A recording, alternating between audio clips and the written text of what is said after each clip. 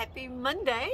I'm back again outside for the thought for the day. I just love this beautiful, beautiful weather. It just, I don't know, it makes me so excited. I can't stand it, so I have to be out here. And I'm also in training for my upcoming camping trip. I want to see if I can handle these early morning coldness. Yeah, right. So, interesting enough, the message I have for today is not the continuation of James. You see what happens when we try to do things ourselves. Doesn't always turn out the way we want it to. I think it might have been my decision to continue on with James, and now I'm right at the tail end of it, and we've only got a little bit of chapter 5 left, and God keeps giving me a different message that He wants me to do. So, here I am again with something different, so bear with me. Okay, so I know most of us have heard the story of King Saul, very famous king in the Old Testament, and how he was replaced with King David. But do we know why? Have you ever studied why God removed him as king? Because after all, he was the chosen king, the first king of Israel, and God handpicked him. But why was he removed? That's what this message is about. Saul was a very kingly looking fella. The Bible describes him as being head and shoulders above everyone else. And he was mighty in battle. And he defeated a lot of territories. But what happened? Why did he not get to continue his reign as king? Well, very simply, he disobeyed God. Directly disobeyed commands given by God. And what else? Well, why would he do that? Saul got cocky. He started thinking he could make decisions without God. God put him in power, and then instead of doing what God told him, he started thinking, hey, I'm smart, I'm the king, I got this. Started doing things on his own.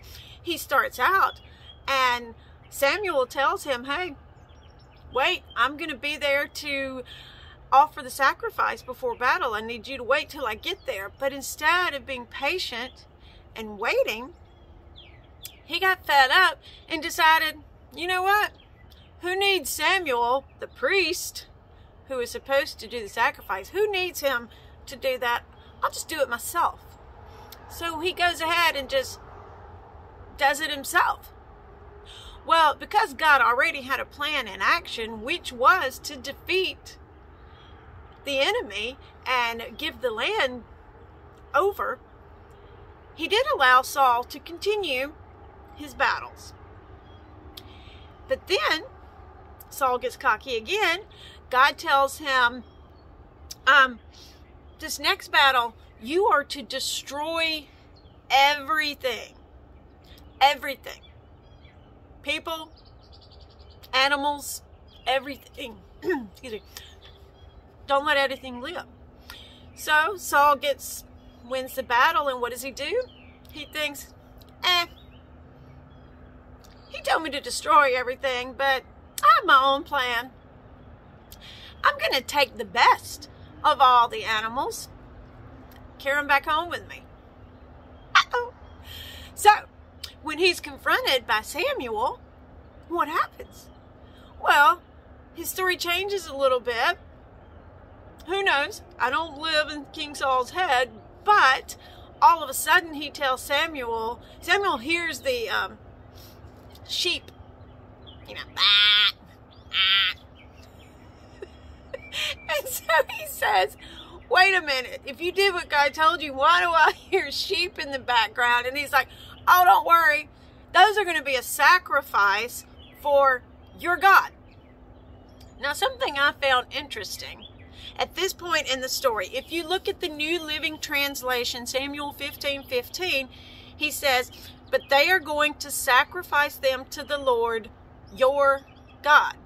If you look at the New International Version translation, again, he says, to the Lord your God. If you look at the King James Version translations, it says, to the Lord thy God. You notice Saul does not say, to the Lord my God. I found that very interesting, because at this point, God has already left Saul because of his disobedience. Saul doesn't know it yet. Samuel doesn't even know it quite yet at the point that he says this. But God has already decided, that's it, I'm finished. So even his verbiage shows that God was gone from him. Just something, a little interesting, trivial thing I picked up on. So this reminds me so much of our lives. How often do we call out to God in our time of need and he shows up? Because God always shows up. He shows up, and then our life just starts running smooth. Things are going great. And what happens? We get cocky and we start thinking, hey, things are going good and I can start making my own decisions now. Thanks, God, but I got this now, right? So it's not an intentional disregard for God. It's that it's programmed in our brains that we can somehow think for ourselves and make our own decisions, but we can't. I spent so much in my life thinking, God gave me a brain, he expects me to use it, duh. But you know what? Every decision my brain made without God's guidance turned into fiasco. And being as hard-headed as I am, apparently I had to learn this bunches of times before it ever sunk in. Thank goodness I finally figured out when you put God at the center and let him guide your decisions, all of a sudden everything starts going right. So let's don't be like Saul. Let's don't get cocky and start thinking that we know better than God. When you start doing that, what you're actually saying to God is, hey, I'm on a level with you. I can make decisions for my life. You've told me that you're the one that's supposed to make the decisions for my life, but guess what? I've decided that I can do it myself. I really don't want to challenge God like that. Do you? And that's our thought for today.